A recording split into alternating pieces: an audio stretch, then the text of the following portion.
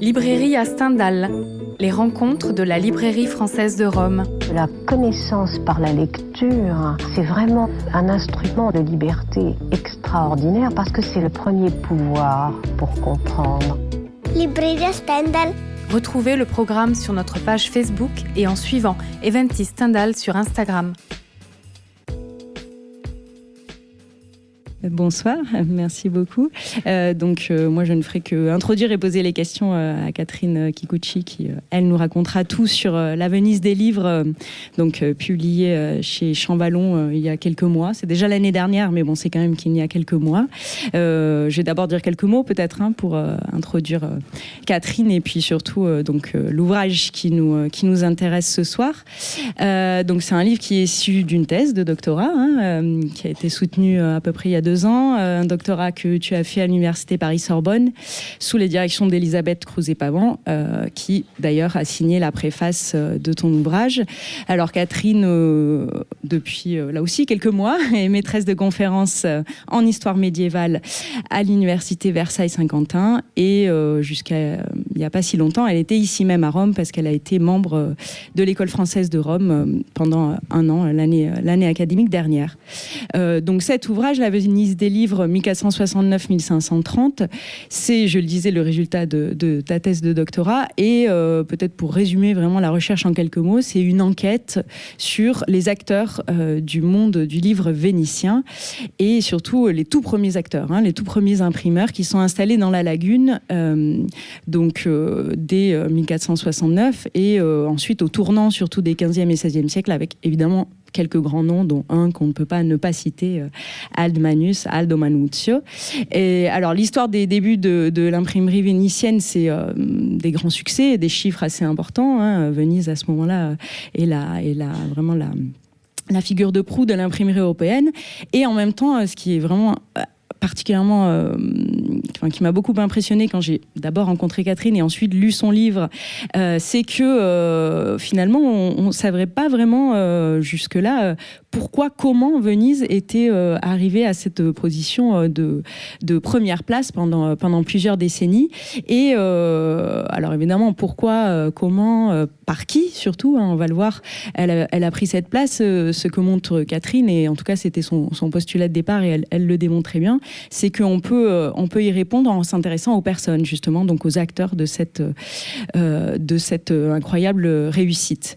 Alors peut-être ça va être ma première question, justement, pourquoi s'intéresser aux personnes, et donc qui sont ces personnes, qui sont ces acteurs de l'imprimerie à Venise au tout début de son implantation? D'abord, juste merci pour la présentation, et puis aussi merci à Marie-Ève, à la librairie Stendhal de nous accueillir ce soir. Vous m'entendez à peu près, ou ouais, au fond ça va? Ok. Alors du coup, oui, effectivement, c'est ce que je dis toujours un peu par boutade, et que je peux me permettre de dire maintenant davantage, c'est que en fait c'est un bouquin qui parle de l'imprimerie mais sans parler des livres, et donc du coup en fait je ne fais pas d'histoire du livre. C'est de moins en moins vrai, mais c'est quand même très vrai dans ma thèse, parce que justement je m'intéressais aux personnes, parce que j'avais aussi l'impression que le développement en fait de l'imprimerie dans les premiers temps avait été beaucoup étudié sous l'aspect matériel, beaucoup, ce qui est évidemment très intéressant et très important. Mais donc c'est évidemment très important, mais ce qui m'intéressait, c'était d'essayer de comprendre les gens qui avaient rendu ce développement industriel possible, et en fait se laisser ne plus être fasciné par l'objet du livre incunable, la belle Bible de Gutenberg, les beaux livres, ou d'ailleurs moins beaux, mais voilà, ces livres qu'on considère comme très précieux, et essayer d'aller derrière ce paravent en fait du livre, et d'essayer de comprendre toutes les logiques économiques, sociales, politiques parfois, qui président à tout ça. Et je m'étais intéressée à Venise justement parce que c'est, comme tu l'as dit, la plus grosse productrice de livres imprimés à la fin du XVe siècle. Et mis à part le fait que c'est évidemment une grosse ville commerçante avec des réseaux commerciaux très importants, etc., c'était quand même Enfin, moi, au début, en tout cas, très naïvement, ça me semblait étrange parce que je me disais que ça aurait été plus logique que ce soit une grosse ville universitaire, par exemple, qui soit la première productrice de livres imprimés. Alors, Paris est évidemment la deuxième en lice et rattrape d'ailleurs Venise à la fin du 15e, mais ça me surprenait. Ça me surprenait que Florence, par exemple, soit une ville avec une imprimerie aussi ridicule. Voilà. Ridicule en termes de taille, bien sûr. Donc voilà, et donc l'idée c'était d'essayer de comprendre tout ça, et petit à petit dans les archives en fait j'essayais de voir au-delà des grands noms, donc Almanus par exemple, qui a été très bien étudié par des très grands historiens, et j'essayais de voir les gens qui étaient un peu moins connus et essayer de retrouver la logique en fait de ce monde du livre qui se construit petit à petit. Et ce qui m'a beaucoup intéressée en fait dans tout ça, c'est que en fait l'imprimerie et le succès de cette imprimerie, elle repose pas vraiment sur les grands noms. Alors les grands noms, ça fait l'image de marque, hein, évidemment, ça fait le prestige et tout ça, mais en fait le développement industriel, il repose sur des gens qu'on n'a pas retenus, sur des gens qui ont financé, sur des gens qui ont produit des bouquins dont maintenant on n'a plus grand chose à faire, des bréviaires, des bouquins de scolastique, etc. Et donc c'est ces gens-là en fait qui ont fait le succès de l'imprimerie vénitienne. Et en plus, quelque chose qui m'a aussi beaucoup intéressée dès le départ, c'est que c'était beaucoup d'étrangers. L'imprimerie vénitienne commence avec des Allemands, et donc au début en fait ma thèse était censée être sur les imprimeurs allemands. Finalement ça a grandi petit à petit de façon plus ou moins gérable, mais l'idée c'était aussi de comprendre comment est-ce que ces Allemands ont immigré à Venise, et pas que des Allemands par la suite, et se sont investis dans cette nouvelle industrie. Alors, il y a déjà plein d'éléments sur lesquels j'ai envie de te poser des questions, mais peut-être, même si ça va paraître un petit peu technique, en même temps je sais qu'il y a des étudiants en histoire dans la salle, donc ça va forcément les intéresser. Justement, alors j'ai cité Almanus parce qu'on aime bien le citer quand on parle de l'imprimerie vénitienne, mais effectivement tu démontres très bien qu'il n'y a pas du tout que lui. Et tous ces anonymes, tous ceux qui ne sont pas Almanus, comment on les trouve? Quelles sources on a? Quelles sources tu as dû aller chercher? Parce que de fait, j'imagine que si ce livre n'existait pas avant, si cette recherche n'avait pas été faite, c'est qu'ils ne sont pas faciles à trouver, à tracer. Donc je sais un peu parce que j'ai lu le livre, mais si tu peux nous donner un peu une idée de toutes les différents types de sources que tu as pu utiliser, ou que tu as dû essayer d'imaginer même utiliser pour justement en arriver là. Alors en fait, si on essaye de reprendre un peu la chronologie de ma thèse, au début je travaillais surtout sur des sources notariées, donc des contrats, des testaments, ce genre de choses. Et en fait, les gens qui ont travaillé sur les sources notariées ont un peu tous le même problème, c'est-à-dire que déjà c'est très difficile à lire, et ensuite c'est un peu chercher une aiguille dans une botte de foin. Donc quand on cherche des individus très précis, on peut passer des jours et des semaines sans rien trouver, donc c'était assez frustrant. Il y en a qui acquiescent. Mais en fait, au bout de quelques temps, je me suis rendu compte qu'il y avait eu un érudit de la fin du 19e, du début du 20e siècle qui avait fait une liste en fait, d'un certain nombre de sources archivistiques qui concernaient les imprimeurs et les libraires vénitiens. C'est une liste qui n'était pas complète, mais qui fait quand même quelques centaines de pages, donc c'est quand même relativement, c'est assez conséquent, il y a de quoi puiser. Donc je me suis beaucoup servi de cette liste, et ensuite il y a certaines sources que j'ai vues de façon un peu plus systématique. Et du coup, en partant de là, je me suis intéressée pas seulement aux sources notariées, mais je me suis aussi beaucoup intéressée aux sources judiciaires, par exemple, parce que on trouve toujours des histoires un peu drôles de conflits de voisinage ou de coups et blessures, voire de meurtres dans certains cas. Mais derrière les sources judiciaires, on a aussi des conflits économiques liés à l'industrie du livre qui permettent en fait de décortiquer un peu les logiques et les rapports de pouvoir à l'intérieur du monde du livre. Et c'est ça qui m'a beaucoup intéressée en fait derrière tout ça. Donc des sources judiciaires et puis les sources officielles, les privilèges notamment, que j'ai essayé d'étudier pas mal, mais après il y avait aussi beaucoup de travaux qui avaient été faits ou qui étaient en cours, donc c'est pas quelque chose que j'ai approfondi plus que ça.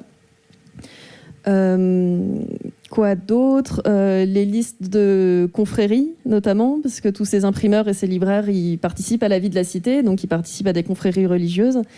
Où ils rencontrent des gens, où ils rencontrent des artisans, des marchands, des patriciens. Donc là aussi, c'est des sources qui m'ont intéressée et qui étaient assez facilement repérables. Et voilà, je crois qu'en gros, en grand type de sources, je crois que j'ai fait le tour. C'est déjà une belle liste et dans les quelques mois ou années, peut-être tout mis ensemble que tu as passé à Venise, on imagine que ça a été... tu as dépouillé un grand nombre de sources manuscrites. Et justement, et on en revient aussi à ce que tu disais au tout début, ce qui est assez fascinant finalement, et tu le dis très bien, c'est que pour comprendre le monde du livre, finalement, on l'entend dans ce que tu cites, tu n'as pas tant regarder les livres que ça. Et c'est aussi, je pense, révélateur, et on en parlait encore il y a quelques minutes avec la libraire, qui elle aussi fait partie de ce monde du livre, même si c'est celui d'aujourd'hui. Finalement, on pense peut-être comme ça un peu spontanément aux livres, aux idées, aux mots, et peut-être je peux vous montrer juste, voilà, dès le début, on trouve des choses comme ça. Donc il n'y est pas question que de mots ou assez peu, mais on a aussi besoin, pour vraiment comprendre le monde du livre, des chiffres. Tu as aussi créé des bases de données qui t'ont permis de faire ce genre de tableau ou de graphiques. Et ce que j'avais envie de te demander, et ça rejoint là la question des sources judiciaires, est-ce que ceux qui participent au monde du livre, nous on les imagine plein de bonnes intentions, ils vont diffuser la culture, etc. Mais finalement, est-ce que c'est ça leur réalité, et au contraire, est-ce que c'est pas plutôt une dure réalité économique? Et peut-être aussi, deuxième sous-question, parce que tu as un certain nombre d'exemples, justement d'exemples de ces difficultés économiques, là vraiment très concrètes, auxquelles ils font face au début de l'imprimerie. Alors, du coup, je suis désolée pour ceux qui m'ont déjà entendu parler ce matin, que du coup, ça va redire des choses. Alors, du coup, non, les imprimeurs sont là pour faire de l'argent. Et donc, du coup, ils ne sont pas là juste pour diffuser la culture. Je ne me prononcerai pas sur est-ce que c'est encore vrai aujourd'hui ou pas. Là n'est pas la question. Mais en tout cas, au XVe siècle, à Venise ou ailleurs, les imprimeurs sont là pour essayer d'imprimer des livres qui vont se vendre. Parce que justement, c'est l'investissement qu'ils vont devoir consentir pour imprimer est très lourd, et il va falloir à un moment ou un autre qu'ils rentrent dans leurs frais. On a en fait souvent cette image de l'imprimeur humaniste tout dédié à la diffusion des belles lettres, parce que en fait, les seuls gens qu'on a retenus de la grande aventure de l'imprimerie, ce sont ces imprimeurs humanistes. Donc c'est Almanus par exemple, c'est Robert Estienne, c'est Plantin, voilà, c'est ces grands noms. Qui répondait aussi à des logiques économiques, mais qui avait toute une façade de bienfaiteurs des lettres, qui a été construit d'ailleurs par leurs collaborateurs. Enfin, Erasme, par exemple, quand il parle d'Almanus, il dit que c'est fantastique à quel point il travaille jour et nuit, sans profit, pour diffuser la belle et pure culture antique.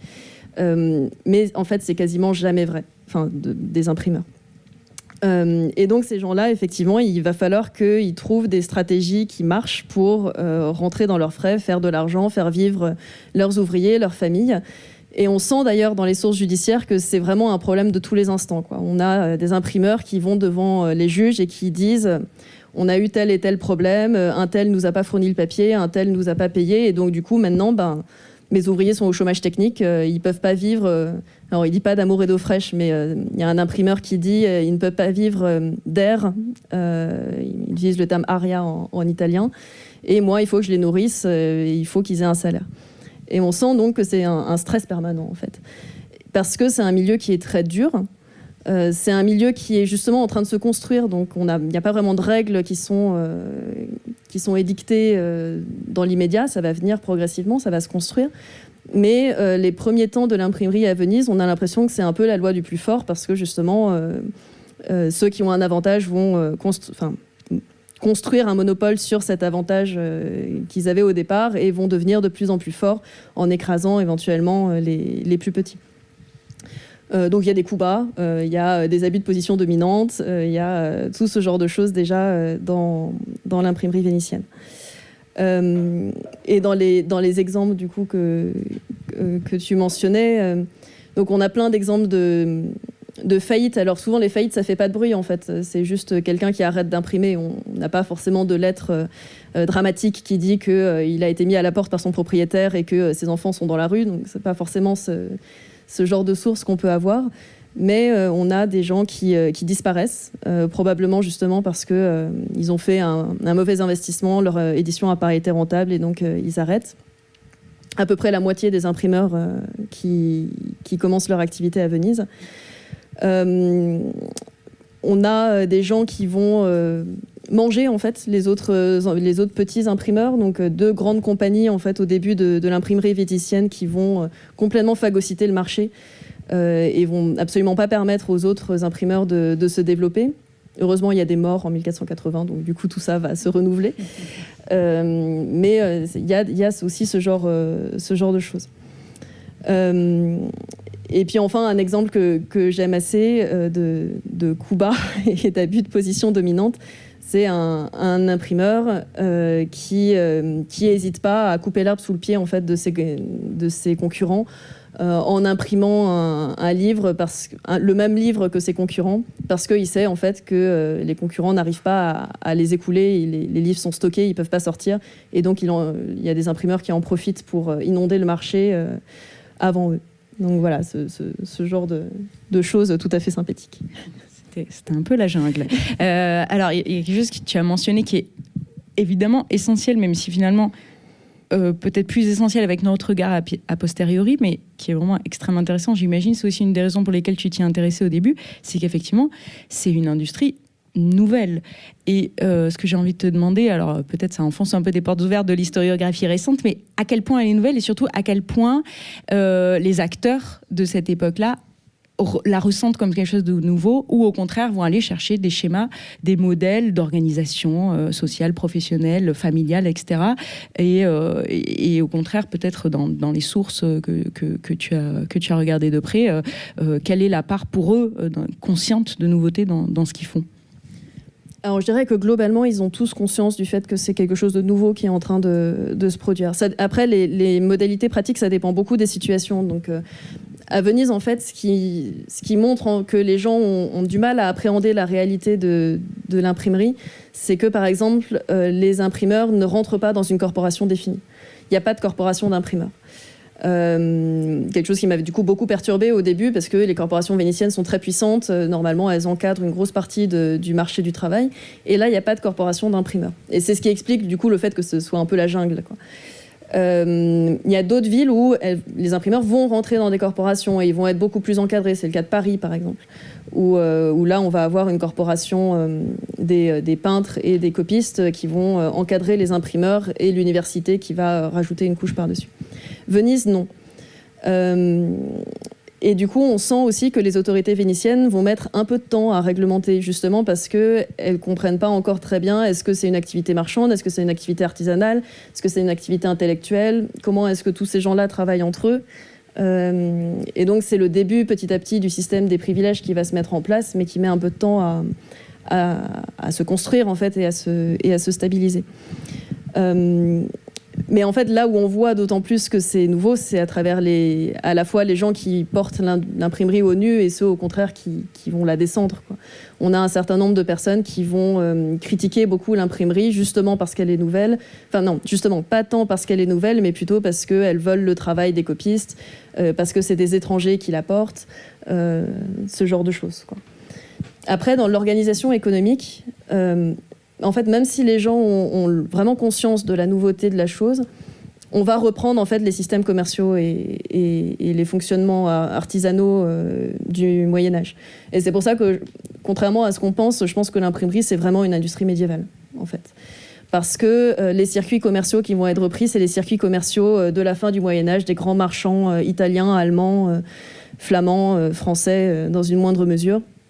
La manière dont les relations vont être organisées au sein de l'atelier entre ouvriers qualifiés, pas qualifiés, la progression sociale de certains individus qui vont devenir apprentis, puis facteurs dans la compagnie, puis qui vont avoir un atelier à eux. Tout ça, en fait, c'est des choses qu'on retrouve dans toutes les industries médiévales et dans pratiquement toutes les activités artisanales au XVe ou encore au XIVe siècle. Donc on a vraiment des schémas qui perdurent pendant longtemps. Et à mon sens, il y a une rupture dans les années 1520-1530, donc plus ou moins en fait là où s'arrête mon étude, parce que justement là on commence à avoir un système qui change, qui devient plus stabilisé, avec des grandes maisons commerciales, des grandes dynasties d'imprimeurs et de libraires qui commencent à contrôler le marché à l'échelle européenne, avec des systèmes commerciaux qui se perfectionnent et qui modifient un peu la manière dont le commerce marchait à la fin du Moyen-Âge. Alors, on est parti de là, je l'ai dit en introduction, donc je vais y revenir. Effectivement, ton étude et ce que tu as essayé de faire, c'était d'aller chercher les acteurs. Donc on va parler peut-être un petit peu plus des personnes justement elles-mêmes maintenant. Et tu as parlé à la fois de stratégie, mais aussi de hasard. Effectivement, il y a cet hasard d'une double mort, si je me rappelle bien, en 1480, de personnages centraux qui, du coup, tout ce qu'ils ont construit jusque-là tombe un peu à l'eau. Est-ce que tu peux... alors, non, je vais commencer par ça. Est-ce que tu peux nous en dire plus sur les tout débuts? Parce que ce qui est très intéressant, et là, c'est vraiment ton point de départ, toi, même si après, ta recherche a évolué, le tout début de l'industrie de l'imprimerie vénitienne, ce ne sont pas des Vénitiens, mais des Allemands. Alors, qu'est-ce qu'ils font là? Pourquoi ils arrivent là? Et qu'est-ce qu'ils deviennent? Parce que Almanus, il n'est pas du tout allemand. Alors, donc, le premier imprimeur vénitien, c'est Johann de Spire, qui arrive là... On a beaucoup de mal à savoir avec précision, mais c'est probablement un ancien ouvrier de Gutenberg qui arrive là, à Venise, après la dispersion de l'atelier de Mayence, qui s'est probablement installé à Venise depuis un certain temps parce qu'il est marié à une Italienne. Il est marié à Paula de Messine, qui est en fait la fille du peintre Antonello de Messine, que peut-être certains d'entre vous connaissent. Donc voilà, c'est un petit milieu, tout ça. Paula de Messine, donc, qui était à Venise, qui a probablement vécu à Venise toute sa vie, même si le nom le laisse pas forcément penser. Et donc Johann de Spire, c'est quelqu'un qui va s'implanter à Venise. D'ailleurs, les autorités vénitiennes soulignent que c'est pas quelqu'un qui va repartir tout de suite, c'est quelqu'un qui est installé, qui a sa famille là, etc. Et donc ça, c'est important. C'est un étranger, mais il a choisi Venise. Il aurait pu s'installer ailleurs, mais il a choisi Venise. Et du coup, il faut essayer de le garder et il faut essayer de favoriser son activité. Donc les autorités vénitiennes vont pas mal insister là-dessus. Et en fait, petit à petit, il va réussir à construire son entreprise avec son frère, Vindelinus.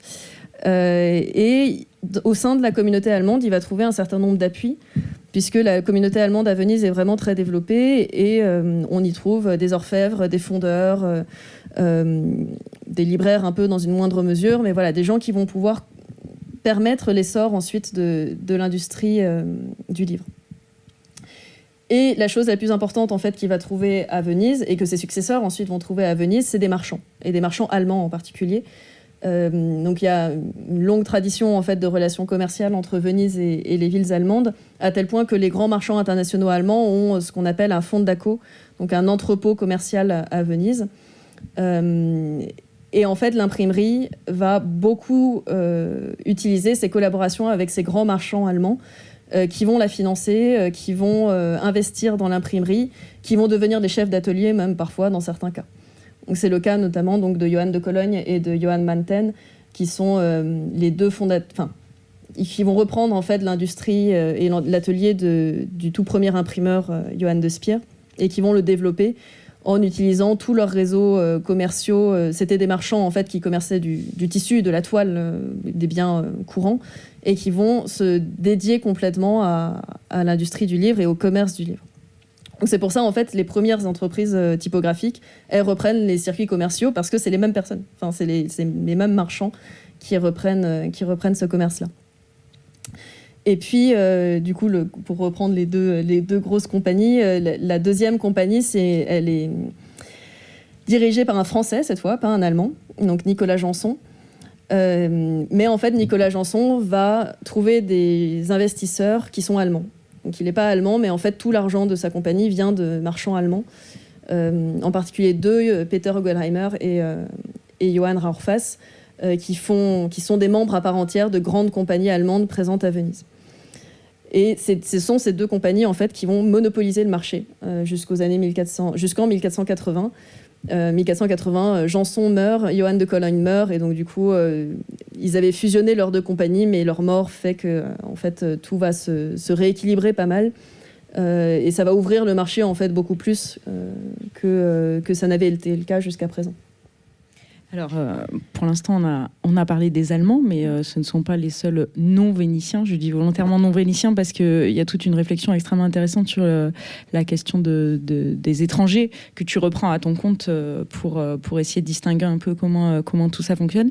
Et justement, j'aimerais que tu nous en dises un peu plus là-dessus. Alors, peut-être avec deux questions parallèles, et je te laisse voir comment les aborder. Mais il y a d'un côté la question des réseaux qui est extrêmement importante, et tu démontres à quel point la constitution des réseaux est essentielle et en même temps justement qui n'est pas ou n'arrive pas à intégrer un réseau peut être complètement exclu. Et puis plus strictement la question de l'étranger, c'est-à-dire dans ce schéma-là, qui est vraiment étranger, qui arrive à en tirer parti d'une certaine façon, ou qui a besoin de devenir, alors peut-être vénitien, ou en tout cas d'intégrer un réseau pour survivre et continuer son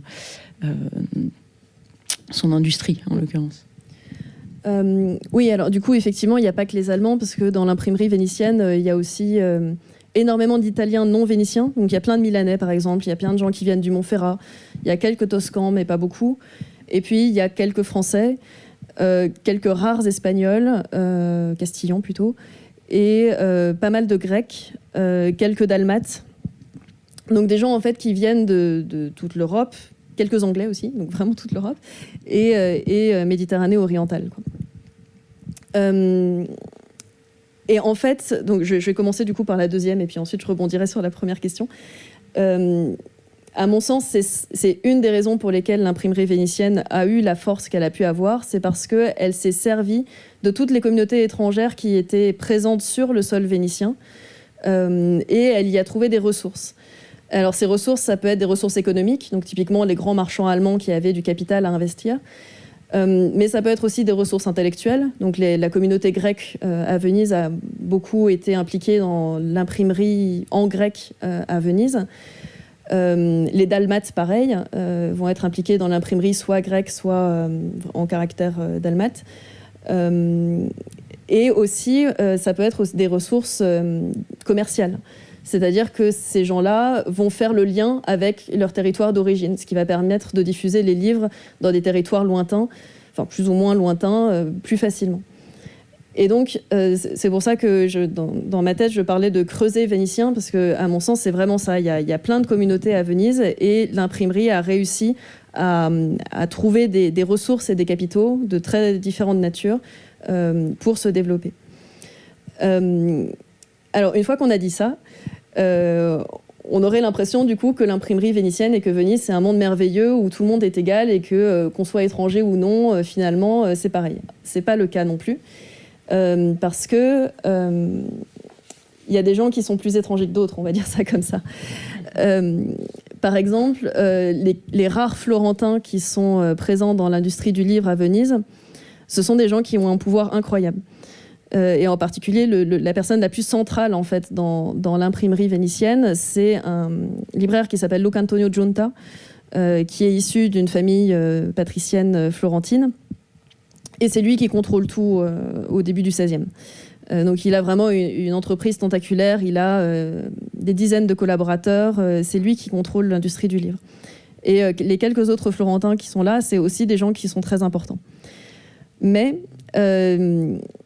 mon hypothèse, en fait, c'est que du coup, il y avait une sorte de proximité, ne serait-ce que culturelle, en fait, entre les Vénitiens et les Florentins, qui leur ont permis de prendre cet essor à Venise, avec le soutien des autorités locales.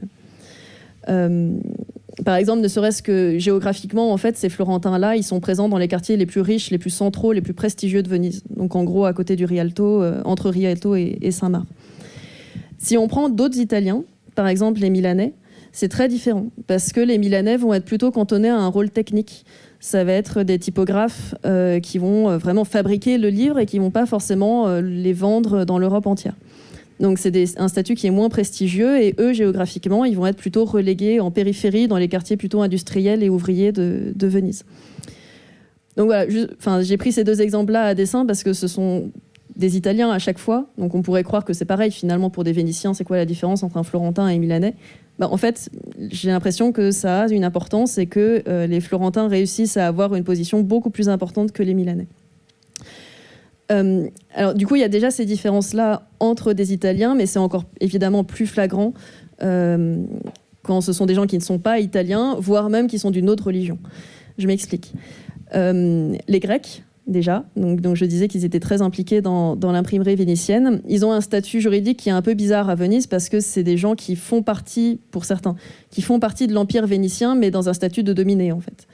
Ils n'ont pas le statut de citoyen de Venise intramuros, je dirais. ils ont un statut légèrement inférieur s'ils sont citoyens. S'ils ne sont pas citoyens, évidemment, c'est encore pire. Et ils sont en plus toujours soupçonnés de vouloir retourner à l'orthodoxie, enfin à la religion orthodoxe, à un moment où normalement l'Église orthodoxe et l'Église catholique sont réunifiées pour favoriser l'union contre les Ottomans. Mais donc du coup, ces Grecs-là, on a toujours peur qu'ils retombent dans l'hérésie. Et donc ils ont un statut un peu bizarre, et Almanus en fait va beaucoup s'en servir, parce qu'il va avoir des collaborateurs grecs qu'il va oublier de payer, ou à qui il va demander du travail de façon plus ou moins indue. Et donc, quand on voit en fait les procès, quand ces collaborateurs grecs vont venir devant les autorités vénitiennes réclamer leur dû, ça marche pas. Parce que Almanus, il est... alors, il n'est pas vénitien, il est romain, mais bon, il a ce prestige qu'on lui connaît, mais les Grecs, au contraire, c'est un peu des citoyens de seconde zone. Et c'est encore pire avec les Juifs. Donc au XVIe siècle, on a on a une imprimerie hébraïque qui commence à se développer. Le chef d'atelier est chrétien. Il est originaire de Flandre, donc c'est Daniel Bamberg, et il va employer des Juifs convertis et des Juifs non convertis. Et on voit très bien en fait dans les archives que le statut de ces collaborateurs, qui sont censés être ses partenaires à part égale, en fait c'est vraiment, ils sont sous la coupe de leur patron chrétien. Et donc tout ça fait qu'on a une industrie qui sur le papier a l'air de promouvoir les collaborations entre les peuples, les langues, les religions. Quand on creuse un peu et quand on regarde concrètement comment est-ce que les rapports entre ces individus se passent, c'est évidemment beaucoup plus compliqué. Alors, je vous donne juste un exemple un peu concret autour de Daniel Bamberg et de ses ouvriers, parce que je trouve que c'est assez parlant. J'avais retrouvé le testament d'un de ses collaborateurs, donc pas de ses ouvriers, mais vraiment un de ses collaborateurs proches, converti. Donc normalement un chrétien comme un autre, sauf que évidemment un juif converti, ça reste un juif converti. Et en fait, dans son testament, il dit qu'il lègue tout à sa femme, mais elle n'a pas le droit de se remarier sans l'autorisation de son patron. Et elle n'a pas le droit de faire à peu près quoi que ce soit avec l'argent sans l'autorisation de son patron. Et si on compare en fait avec des testaments de chrétiens, c'est des clauses qui sont vraiment beaucoup plus restrictives que ce qu'on trouve habituellement en fait dans les testaments vénitiens. Et donc là, on voit bien que le stigmate en fait d'être juif, même si on est converti, reste malgré la conversion, malgré la participation à une entreprise typographique. Et en ce qui concerne du coup l'insertion dans des réseaux, c'est un peu à double tranchant, parce que ces gens-là, ces étrangers, ils sont très intégrés en fait dans les réseaux de collaboration, mais ils n'ont pas forcément le même statut. Alors évidemment, les gens qui n'ont aucun collaborateur, c'est encore pire, hein. Donc eux, généralement, ils finissent leur activité au bout d'un an, c'est fini. Enfin, voilà. Mais ceux qui sont intégrés dans les réseaux, mais qui ont ce statut un peu ambigu, ce statut d'étranger, ils continuent leur activité, ils sont importants pour le développement de l'industrie, mais ils vont être dans une situation de dominés quasiment sans retour. Alors, lundi soir, il y avait Emilio Gentile, grand historien qui était ici ce soir, qui était ici même, et qui a dit toute analogie, quelque chose comme toute analogie est une idiotie. Donc, on ne fera pas d'analogie avec la situation actuelle dans ce que tu viens de nous dire sur la présence de ces non-vénitiens, étrangers ou non. Mais justement, je voulais t'en demander un peu plus. Alors là, tu nous as donné quelques pistes sur qu'est-ce qui fait le succès quand même de ceux qui ne font pas faillite, bien au contraire. Tu as parlé, alors peut-être d'une forme d'utilisation, exploitation de certaines ressources humaines, comme des étrangers, ou en tout cas des personnes qui avaient des compétences très spécifiques dans une langue ou autre. Et quoi d'autre ? Voilà, justement, au terme de ces recherches, quelles sont les recettes du succès, qu'est-ce qui fonctionne, qu'est-ce qui justifie, encore une fois, cette position extrêmement prédominante de l'imprimerie vénitienne à ce moment-là? Alors, c'est toute une série de facteurs, en fait. Je pense que c'est le fait de savoir utiliser les gens qui sont sur place à Venise pour construire un réseau commercial.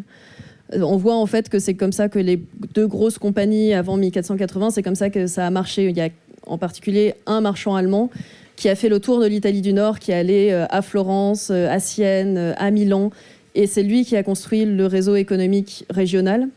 En plus, il était allemand, donc du coup, il a réussi à relier tout ça au marché allemand, à la foire de Francfort, etc. Et puis il était dans une compagnie qui en plus, donc c'était la compagnie de Janson, donc d'origine française. Donc lui aussi, il a réussi à connecter tout ça au réseau français. Donc l'insertion en fait de l'imprimerie, enfin le succès de l'imprimerie vénitienne, je pense qu'elle est en grande partie due à la réussite de ces constructions commerciales, de ces réseaux commerciaux. Quelque chose qui m'a beaucoup intéressée aussi, c'est par exemple toujours les Allemands. Les communautés allemandes en fait en Italie fonctionnent beaucoup en réseau. C'est ce que j'ai cru voir en tout cas à travers soit mes sources ou alors les travaux qui ont été faits dans différentes villes. C'est-à-dire que par exemple des imprimeurs allemands à Venise vont avoir tendance à correspondre avec des libraires allemands à Florence. Les imprimeurs allemands à Padoue vont travailler avec des imprimeurs allemands à Trévise. Donc en fait, la mise en relation de ces communautés allemandes contribue aussi au développement, ça sert de catalyseur en fait au développement de l'imprimerie. Et Venise étant le lieu de plein de communautés étrangères différentes, ça démultiplie en fait cet effet. C'est-à-dire que ça marche avec les Allemands, mais ça marche avec les Dalmates, avec les Grecs, avec les Milanais, enfin je vous refais pas le topo, quoi. Donc le réseau commercial. Et puis en fait, Venise, je pense, plus les années ont passé, a bénéficié d'une économie d'échelle, je pense, parce qu'elle a réussi. Après 1480, en fait, on a plusieurs dizaines d'ateliers qui sont actifs en même temps à Venise. Et ça, je pense, produit un effet d'entraînement. Alors, il y a plein de gens qui ont fait faillite, mais au final, on avait une production vénitienne qui réussissait à augmenter d'année en année, qui réussissait à conquérir de nouveaux marchés. Qui a su s'adapter aussi à la fin du XVe et au début du XVIe siècle, parfois avec un peu de lenteur, mais qui a su s'adapter à de nouveaux marchés, de nouveaux publics. Et donc ça aussi, à mon avis, ça a aidé, quoi. Voilà, en gros. Alors, en partie par ma faute, mais on s'est à nouveau éloigné de nos individus. Peut-être quelque chose que tu fais très clairement dans le livre, donc qu'on pourrait faire là tout de suite. Et peut-être j'aurais pu d'ailleurs commencer par ça.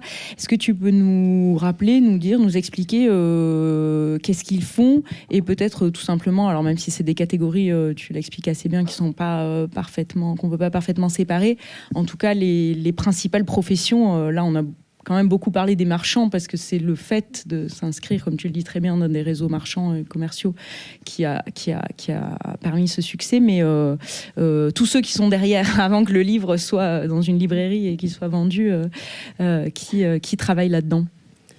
Alors, si on remonte le plus loin possible, ce que je fais pas forcément beaucoup dans mon livre, mais que j'essaye de faire de plus en plus, il faut remonter aux papetiers. Parce que je pense qu'en fait, ils ont une importance beaucoup plus grande que ce qu'on a tendance à croire, parce que le papier, c'est vraiment la ressource principale de l'imprimerie, et donc le prix du papier, la qualité du papier, c'est aussi ça qui va déterminer si un livre va marcher ou pas, quoi, et va être rentable ou pas. Ceci étant dit, si on s'occupe vraiment de la production du livre stricto sensu, un atelier, en gros, est composé d'ouvriers typographiques. Donc les gens qui actionnent la presse, qui encrent, les compositeurs, donc les gens qui composent les livres à partir des caractères. Et tout ça est chapeauté par un chef d'atelier. Le chef d'atelier, c'est généralement lui qu'on appelle imprimeur. Donc dans les sources, c'est stampator, impressor. Il peut être à son propre compte, mais il peut aussi travailler pour quelqu'un d'autre. Et c'est là où ça commence à être un petit peu fluctuant, c'est qu'on a du mal à savoir si les imprimeurs qu'on a dans les sources sont vraiment à leur propre compte individuellement, et donc le profit, ça leur revient, et c'est eux qui payent leurs ouvriers, etc. Ou alors s'ils sont au service de quelqu'un d'autre qui les finance. Et les gens qui financent, donc ceux qu'on appelle en fait les éditeurs aujourd'hui, ceux-là, ils vont être appelés alternativement imprimeurs, donc impressor, stampator, mais aussi librarius, mais aussi mercator librorum, donc marchand de livres. Et donc là, on commence à avoir un peu du mal à savoir qui fait quoi dans tout ça. Et puis, une fois que le livre est produit, il y a évidemment ceux qui vont aller vendre le livre. Et là aussi, on a du mal à connaître l'échelle en fait de leur commerce. Il y a des gens qui vont être simplement, qui vont avoir un étal sur le Rialto, qui vont vendre les livres. Donc c'est plutôt ceux qu'on va avoir tendance à appeler les libraires. Mais aussi, on va avoir des gens qui, au contraire, vont inonder le marché européen de ces éditions-là, plutôt les mercator librorum, donc les marchands de livres. En tout cas, à Venise, c'est comme ça qu'on a tendance à les appeler. Mais en fait, tout ça est très fluctuant parce que déjà, il y a des gens qui traversent toutes les hiérarchies, donc qui commencent comme ouvriers typographiques, qui deviennent représentants de commerce et puis qui finissent par être à la tête d'une très grande entreprise typographique. Et puis, en fait, les gens dans les sources sont aussi un petit peu embêtés parce qu'ils savent. Enfin, quand ils parlent de quelqu'un, ils vont pas lui demander très précisément son emploi du temps, quoi. Donc du coup, c'est un peu difficile de savoir. Et ils sentent bien que c'est une nouvelle activité qui est en train de se définir avec des rôles qui sont en train de se préciser. Donc là aussi, il y a des choses qui sont un petit peu compliquées à définir dans ces termes-là. Il y a une autre distinction qui est un petit peu floue, c'est la distinction entre l'imprimeur et l'éditeur scientifique cette fois, donc celui qui va vraiment corriger. Il y a des imprimeurs qui vont prendre en charge cette fonction-là. Donc Almanus, par exemple, c'est quelqu'un qui va corriger lui-même ses épreuves. On le sait, Erasme le raconte, et pas simplement pour dire qu'Almanus est fantastique. A priori, c'est quelque chose qu'il faisait effectivement. Mais il y a des imprimeurs qui vont pas avoir les compétences et qui vont demander à un correcteur extérieur. Donc, par exemple, les imprimeurs qui impriment en grec et qui ne sont pas Almanus vont demander à un correcteur de grec. Mais du coup, ce correcteur va vraiment avoir une fonction très subalterne. C'est lui qui relie qui corrige les fautes d'orthographe. Donc voilà, c'est pas forcément une fonction très noble et très valorisée. Mais ces fonctions-là, petit à petit, vont se développer. Et on va avoir dans les ateliers la collaboration d'érudits, de savants, des gens parfois d'un certain standing intellectuel, on va dire. Mais tout ça aussi, c'est des rôles qui sont en train de se définir en fait, dans l'époque que j'étudie. Alors, pour continuer sur cette idée de quelque chose de finalement assez nouveau, il y a un moment donné dans le livre où tu essaies de faire un pas en arrière, non pas pour regarder à l'échelle européenne, parce que l'échelle européenne, tu l'as toujours présente et on est obligé pour comprendre le fonctionnement en tout cas de la vente et de la diffusion des ouvrages, mais pour regarder à l'échelle de la ville et tu essaies d'avoir une réflexion sur finalement ces personnes-là auxquelles toi tu t'es intéressé et donc que tu trouves partout dans tes sources, enfin à beaucoup d'endroits, quelle visibilité elles avaient dans la ville, qu'est-ce qu'elles représentaient par rapport à la taille quand même de la ville de Venise, qui n'était pas négligeable pour une ville européenne de l'époque. Est-ce qu'elles avaient pignon sur rue? Est-ce que c'était des gens qui socialement étaient considérés comme appartenant au monde du livre? Ou est-ce que c'est nous qui aujourd'hui en faisons un agrégat et une catégorie unique? Oui, alors ça c'est effectivement quelque chose qui est intéressant parce que, enfin en tout cas qui m'a surprise, je ne sais pas si c'est intéressant, vous me direz, mais en tout cas ça m'a surprise. Je m'attendais en fait en lisant les descriptions de Venise, les chroniques, les récits de pèlerinage de la fin du XVe et du début du XVIe siècle, je m'attendais en fait à ce que tous les pèlerins disent « Venise c'est incroyable, il y a des livres partout, il y a de l'imprimerie partout, voilà ». Et en fait pas du tout, mais vraiment pas du tout. Donc essentiellement les gens n'en parlent pas. Il y a un pèlerin un jour qui dit qu'il a acheté un livre sur le Rialto. On ne sait même pas s'il est manuscrit ou imprimé, on ne sait pas ce que c'est. Voilà. Et en fait, la seule personne qui parle vraiment de l'imprimerie, c'est quelqu'un qui a un intérêt direct dans l'imprimerie, qui est Marc-Antonio Sabellico, et qui est quelqu'un qui a beaucoup travaillé avec les imprimeurs, qui a fait éditer ses textes très tôt, qui a reçu des privilèges, bref. Quelqu'un qui est très présent dans le monde du livre. Et lui, quand il décrit Venise, il dit « Ah, le Rialto, il est truffé de livres, il y a des livres imprimés partout. » Et c'est le seul, en fait. Et donc, c'est vrai que quand nous, on observe tous ces imprimeurs, on a l'impression, effectivement, qu'ils sont partout, mais c'est pas si flagrant, en fait, pour les gens qui vivent, effectivement, dans la ville ou qui la traversent comme touristes, on dirait. Enfin, les pèlerins, c'est essentiellement des touristes à Venise. Donc ça, c'était un peu surprenant. Donc, j'ai essayé de voir un petit peu où est-ce qu'ils étaient. Et en fait, ils sont assez peu concentrés. Et c'est peut-être aussi pour ça que, du coup, les gens ne les remarquent pas. C'est qu'ils sont vraiment répartis dans toute la ville, alors qu'il y a d'autres villes en Europe où, au contraire, il y a la rue des libraires, la rue des imprimeurs. À Paris, par exemple, c'est la rue Saint-Jacques. Il n'y a que des libraires et que des imprimeurs là. Donc forcément, ça se remarque plus que quand il y a beaucoup plus d'ateliers, mais en fait, qui sont disséminés dans toute la ville. Ou beaucoup plus de boutiques de livres. Et donc, en fait, peut-être que paradoxalement, le fait que les gens n'en parlent pas, c'est la preuve que c'est une industrie et une production artisanale qui est très intégrée dans la ville. En tout cas, c'était mon hypothèse. C'est que si ça ne se remarque pas tant que ça, c'est que justement, ça fait partie du paysage courant. Il n'y a pas vraiment de cluster d'imprimés dans la ville. Ce n'est pas quelque chose qui départ par rapport au reste, mais c'est quelque chose d'habituel et de commun.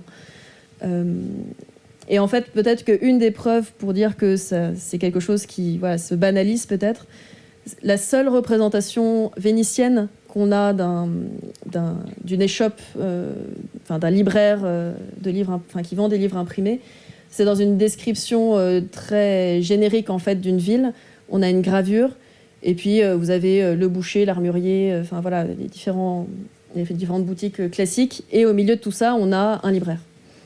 Donc je ne sais pas le terme librarius qu'ils utilisent, mais voilà, bon, peu importe. Et donc ça, c'est quelque chose qui est devenu un élément commun en fait du paysage urbain à Venise. La gravure, elle date des années 1530 si je me trompe pas. Et donc voilà, donc du coup cette insertion géographique, elle permet aussi d'essayer de comprendre l'insertion sociale plus large. Je ne sais pas si par insertion sociale, tu voulais dire aussi la participation aux activités de la ville ou si c'est ça que tu voulais Oui, dire. alors justement, j'allais en venir aussi à ça. Encore une fois, c'est ce que j'ai essayé d'insinuer quand je disais que rétrospectivement, on les classe tous dans une même catégorie. Tu avais besoin de les classer tous ensemble parce que toi, tu voulais étudier eux et pas toute la société vénitienne, ce qui serait infini. Mais effectivement, comment ils s'intègrent dans la ville et puis comment ils interagissent entre eux. Est-ce qu'il y a une sociabilité un peu spécifique? Tu parles aussi beaucoup, alors j'ai peut-être pas encore prononcé ce mot, mais de famille et de stratégie familiale qui, en partie, sont reliées à ce que tu disais tout à l'heure sur la question des possibilités d'ascension sociale qu'offre ce milieu. Et est-ce que ces possibilités-là, à ton avis, alors ça excède peut-être ton champ de compétences, et quand même spécifique au fait que, encore une fois, ce soit une industrie naissante et non pas avec des codes et des catégories beaucoup plus pesantes et exclusives. Oui, alors c'est effectivement un peu un problème parce que vu que c'est complètement nouveau, il n'y a pas de cadre. Il n'y a pas de cadres sociaux en particulier. Et l'impression que ça me donnait en fait de l'extérieur au début, c'est qu'il n'y a pas de monde social très structuré. Il n'y a pas de corporation, il n'y a pas d'institution propre au monde du livre. Mais ce qu'on voit apparaître au début, c'est effectivement des stratégies matrimoniales où en gros les gros producteurs de livres se marient tous entre eux. Pour le dire très, très sommairement et très schématiquement. Mais c'est que l'élite, en fait. Les petits, enfin les gens qui sont plutôt des imprimeurs ou des libraires moyens, qui n'ont pas une envergure européenne, qui ont une envergure régionale et encore, en fait, ils ont tendance plutôt à se servir de leur réussite, parce qu'ils ont acquis une certaine réussite, pour que leurs enfants se marient dans la classe d'au-dessus. Donc en particulier, ils vont se marier chez les citoyens vénitiens, donc qui est l'élite citoyenne, l'élite urbaine juste avant le patriciat. Mais du coup, en fait, leurs enfants vont abandonner le métier du livre. C'est pas un métier qui va se transmettre. Ça se transmet que dans l'élite, où on va avoir donc du coup des stratégies matrimoniales pour garder le capital à l'intérieur de la famille. Pour le faire fructifier, on va marier des entreprises entre elles à travers les enfants, à travers parfois des alliances économiques très concrètes.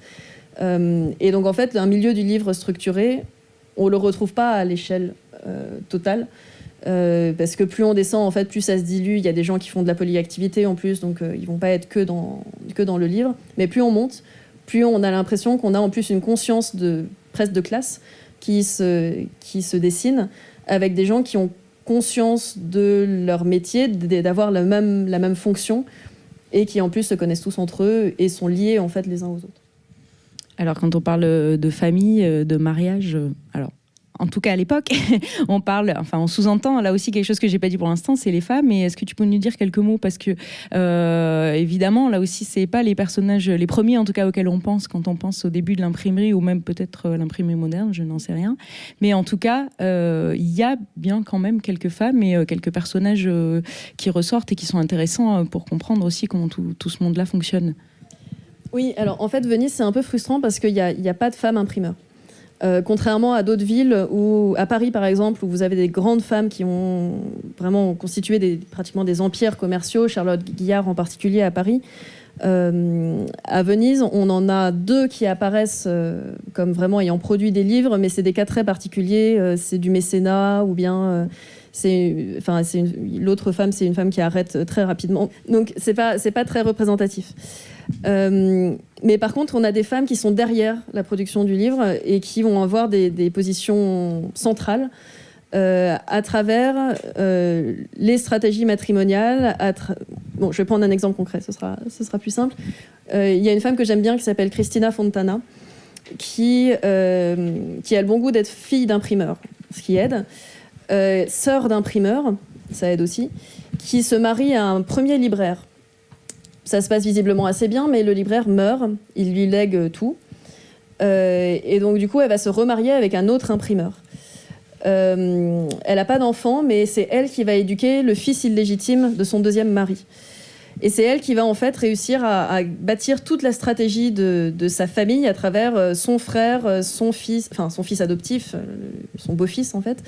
On la voit en procès pour récupérer la garde de tel patrimoine, etc. Donc c'est vraiment une forte femme qui n'apparaît jamais dans les livres, enfin qui n'apparaît jamais comme productrice de livres, mais qui en fait dirige en sous-main la stratégie familiale, sociale, voire économique de plusieurs ateliers d'imprimeurs.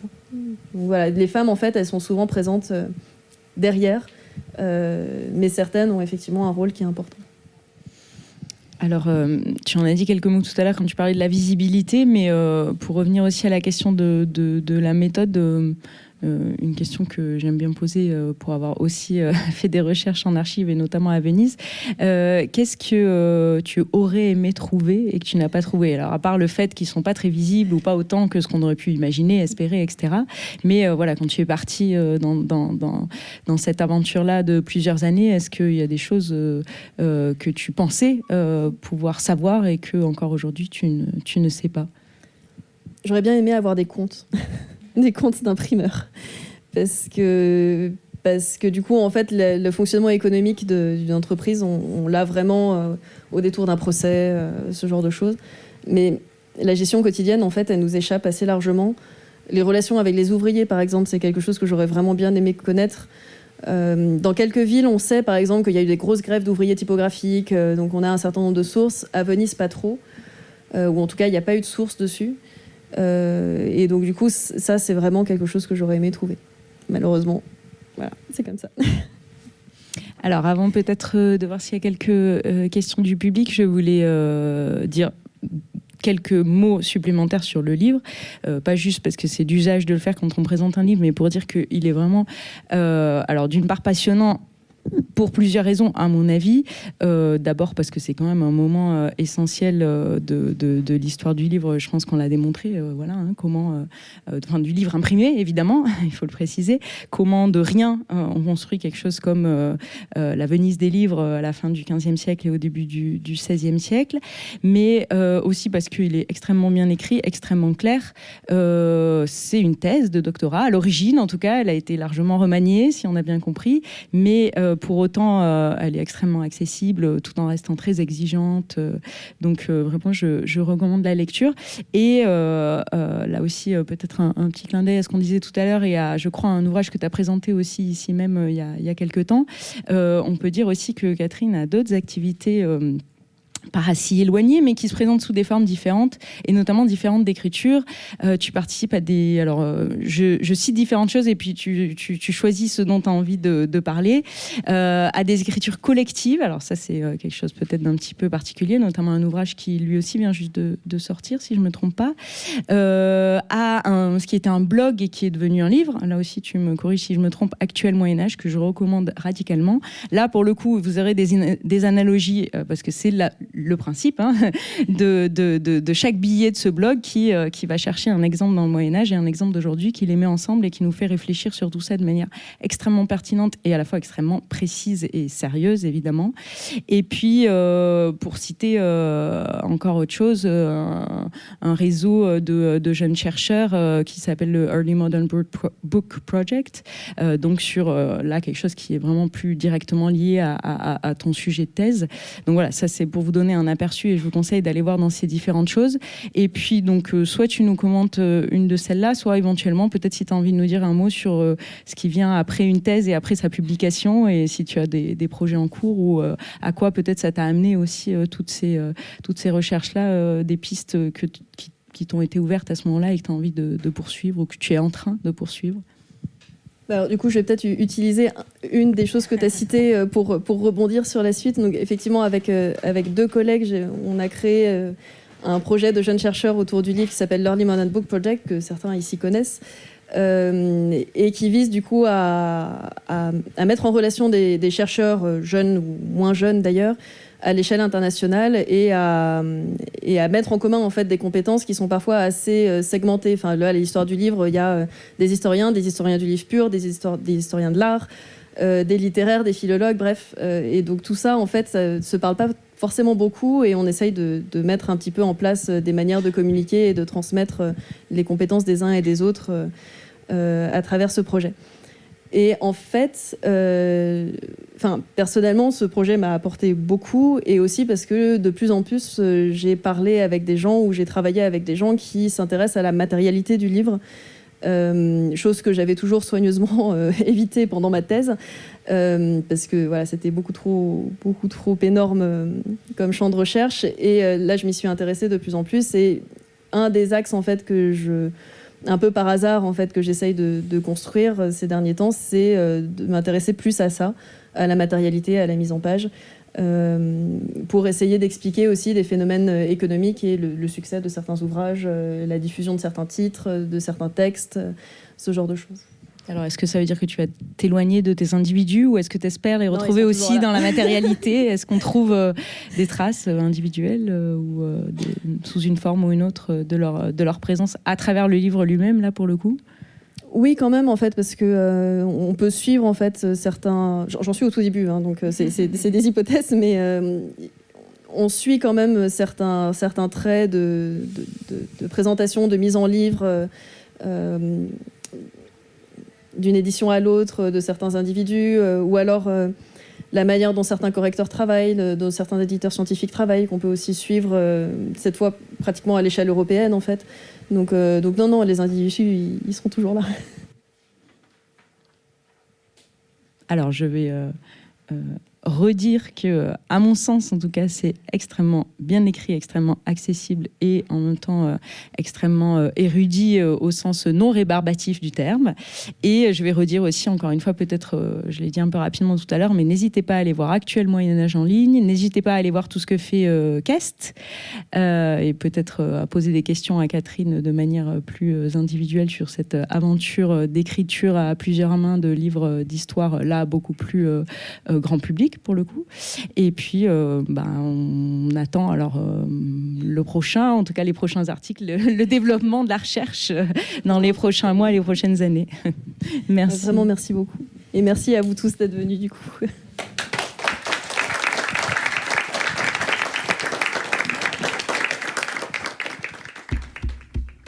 Librairie à Stendhal. Retrouvez le programme sur notre page Facebook et en suivant Eventis Stendhal sur Instagram.